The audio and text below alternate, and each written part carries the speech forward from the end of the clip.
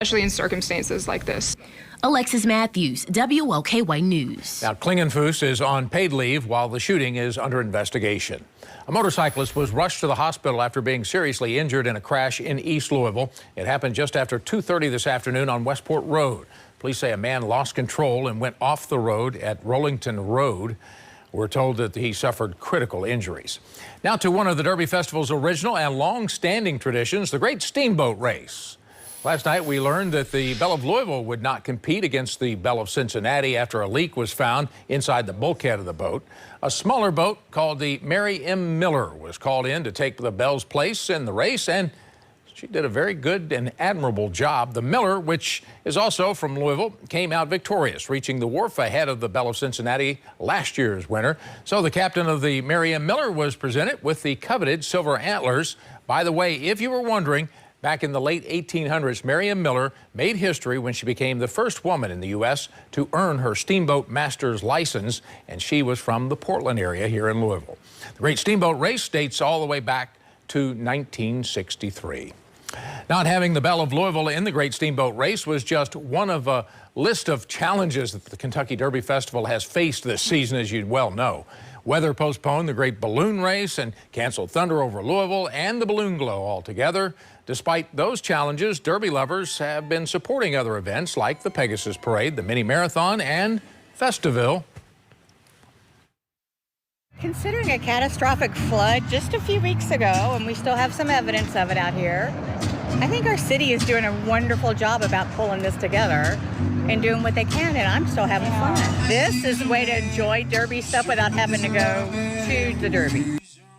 The Kroger Festivale is open on the waterfront through Friday. Out at Churchill Downs, Wednesday of Derby Week now serves as a new purpose. What was once Champions Day at the track is now Wednesday. And today, Churchill Downs partnered with the Community Foundation of Louisville to focus on giving back. The track pledged to donate $5 for every box seat sold, with the money going to 50 local nonprofits like Feet of Louisville. For 26 years, we've been seeking out for the most reputable professionals in the autism realm, from providers to medical professionals, to just really be this beacon of hope. The Community Foundation of Louisville will have the final numbers on how much money was raised tomorrow. You still have the opportunity to give. We have the details at WLKY.com and on our free mobile app. And there was about 25,000 people. 25,400 in attendance today at Churchill. Tomorrow's Thurby out at Churchill Downs with the first post set for 12:45. There are 12 races scheduled for tomorrow. And at Festiville, the Turner Circus will perform at 6 in the evening. We have an interactive guide of all the Derby and Festival fun for you right now on WLKY.com. Derby week is also the busiest time of year out at Muhammad Ali International Airport. From today through Friday, nearly 34,000 passengers are scheduled to arrive at SDF, with a combined 15 nonstop routes added just for Derby 151. This year's departures are likely to set a new two-day record, with a combined 28,000 seats scheduled to leave on Sunday and Monday. If you are traveling, you'll want to make sure you pack your patience. But there will be periods of time where we have so much volume that we will have some wait time. So come in expecting that. Make sure that you get here with enough time. We're recommending at least 2 hours prior to your departure time to give you enough time to get through the check-in and security process. Sunday is expected to be the airport's single busiest day of the year and could set a new single-day record with nearly 120 flights scheduled. The Louisville Urban League's Derby Gala is going on right now. WLKY is a proud media sponsor of the event, which is being held at the Norton Sports and Learning Center. Our own Carrie Grace is the host for the event. The gala features a cocktail reception highlighting Black-owned spirits brands, a live auction, special awards, and a tribute to the late Cards and NBA star and entrepreneur Junior Bridgman. And Grammy-nominated artist Janelle Monáe is performing. We hope to hear from her tonight on WLKY News at 11. An air of uncertainty continues to swirl around UPS. The company is cutting tens of thousands of jobs and closing dozens of its buildings, it says, to reduce cost and increase profits. Tonight, WLKY's Jamie Mays is getting the facts on the potential impact for workers here in Louisville. UPS has not said whether or not workers here in Louisville will be impacted by job cuts, but they say they're making changes which will affect their operations. UPS is cutting 20,000 jobs and reducing the amount of volume they deliver for Amazon by more than 50% by June of next year. The company is calling this the largest network reconfiguration in its history. Thomas Lambert, an economics professor at the University of Louisville, says uncertainty surrounding how many people could be impacted locally is likely leaving businesses with a lot of questions. I'm sure that Amazon suppliers and the businesses with which they do business are probably bracing for something to happen. UPS also plans to close 73 facilities by the end of June 2025. The consolidation plan is expected to save the company $3.5 billion. Lambert says these changes could have a ripple effect on other businesses connected to UPS. For every job loss, going back to UPS, 20,000 jobs lost or what have you nationally, that's probably would be at least another 10,000 jobs lost in the economy. UPS employs about 26,000 people in the Louisville area. We checked with Teamsters Local 89 and were told at this time none of the UPS locations here will be affected by the closures. And a statement from the International Brotherhood of Teamsters says UPS is obligated to create 30,000 Teamster jobs under our current national agreement. If the company makes any attempt to violate our contract, UPS will be in for a fight. Lambert says what's happening now is one indicator of shifts in the economy. Everything I'm seeing and reading, we're headed towards a recession. We're probably headed towards a downturn, and many of these large corporations, they use it as an opportunity for restructuring. Jamie Mays, WLKY News. And the layoffs are expected to impact about 4% of UPS's workforce. We're still working to find exactly where those cuts will be made and if any local jobs are in jeopardy. Shrinking economy straight ahead on the news at 10. We'll hear what the president and economists are saying about a new report.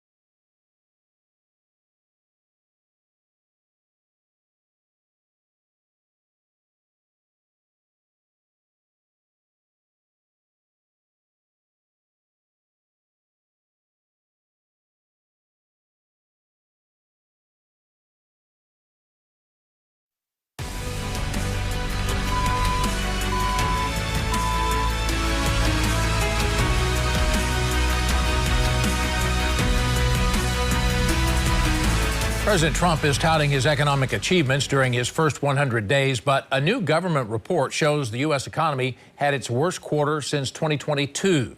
White House correspondent Kaylin Norwood reports on what's behind the decline. President Donald Trump is blaming his predecessor for the U.S. economy seeing its first decline in 3 years, but economists say it's largely due to the president's tariff policies. That's Biden. That's not Trump, because we came in on January, this is the quarterly numbers, and we came in and I was very against everything that Biden was doing in terms of the economy, destroying our country. President Donald Trump in a meeting with his cabinet addressing a new report that showed the U.S. economy shrank in the first quarter of the year. Data from the Commerce Department shows gross domestic product declined from January to March by 0.3%. The drop largely due to a surge in imports as companies look to ship in foreign products before President Trump imposed large tariffs, and a decrease in government spending. On the flip side, data that measures the economy's underlying strength rose 3%. But some economists are worried the economy will worsen in the months ahead. My biggest concern about this downturn in economic growth is that the Trump administration doesn't seem to have policies in place that are going to counteract the slowdown in economic growth. This drop in GDP reverses the 2% gain last quarter, but the White House points to new investments coming in, saying they're fueling an economic boom. Reporting from the White House, I'm Kaylin Norwood. The Bureau of Labor Statistics is set to release its April jobs report on Friday. It could indicate how President Trump's tariff policies are impacting the job market and how Federal Reserve policymakers will handle its key interest rate. Some positive economic news here locally as Ford is making a major investment at one of its 2 plants here in Louisville. Today, the automaker unveiled its 2025 Expedition. It's part of a $500 million investment at the Kentucky truck plant on Chamberlain Lane. The launch, called From Kentucky for America, drew hundreds of workers, state leaders, and even Ford's CEO. This launch took a very dedicated approach and a very systematic approach to our quality and our innovation. The new Expedition rolls off the line today is the product of a lot of hard work and skills of tens of thousands of people. More than 16,000 units are already rolling out on roads across the country. Retiring JCPS Superintendent Dr. Marty Pollio has been named the president of Ivy Tech Community College in Indiana. He'll oversee the school's 19 campuses, including the one in Sellersburg. Pollio has spent the past 28 years at JCPS, the last 8 leading the school district. The JCPS board will interview 6 candidates to replace him. They hope to have the role filled by July 1st, which is Dr. Pollio's last day. Now, your WLKY weather with meteorologist Eric Zernick. It was a dry day out at the track for Wednesday, but as we go through the rest of Derby week, it does look like we're going to be dodging at least some rain chances each of the next several days. That begins with the chance for some scattered showers and storms for your Thurby. We're also looking at rain chances for Oak and Derby, but the good news is no days will be a washout at the track, but you're still going to maybe want to take that rain jacket or poncho with you just in case you get caught under one of those showers and storms.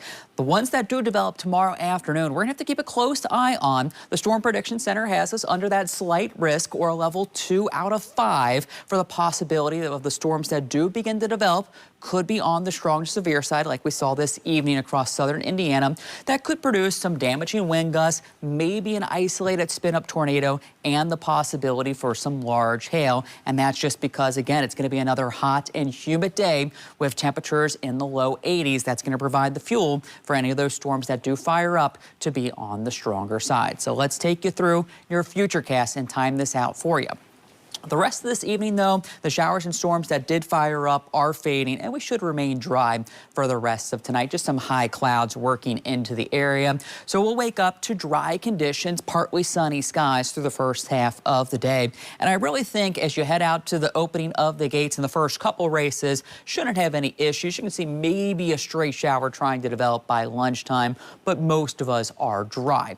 Later on into the afternoon, especially as we get towards 3, 4 o'clock, you notice some more scattered showers and storms beginning to fire up with that next little impulse working its way into the area. That will continue as we head towards 5 o'clock. More of that scattered activity around much of the viewing area, and even towards 6 o'clock. Still have some of these showers and storms. And again, a couple of these could be on the stronger side, producing those damaging wind gusts, large hail, and maybe a quick spin up tornado. So we'll be watching that very closely through tomorrow afternoon, but you can see there's still going to be a large period of dry time for our Thursday. So I do expect many of the races to go off without too much of an issue, but there is going to be that opportunity for some showers and storms through the second half of our Thursday. Even as we get into the evening, a couple showers will still be possible. So we'll be watching that through the evening. And then as we get into our Oaks Day Friday morning, again, fairly dry, and even into the afternoon, still not watching much developing on this. So I think we might be able to get most of Oaks Day in okay,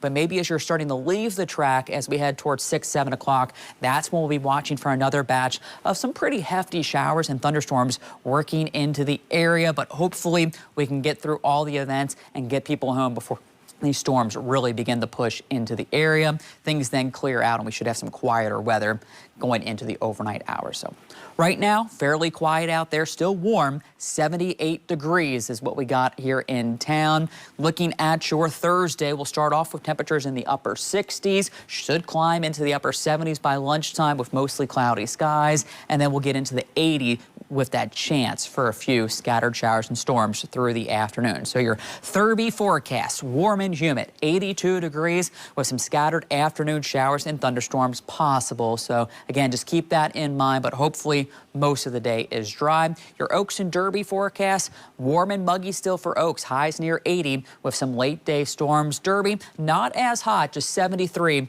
with the chance for a few spotty showers beginning to push into the area. Some spotty rain chances continue Sunday and Monday with slightly cooler temperatures in the 60s and low 70s before finally some drier weather returns by next Tuesday and Wednesday. But again, not going to be washout for those people heading to the track tomorrow, but do keep in mind, maybe by some of those later races, we could run into some showers. Good news, because a lot more people coming into town, Thurby and then Oaks. Yeah, they're just getting busier and busier, so hopefully the rain stays away. All right, thanks, Eric.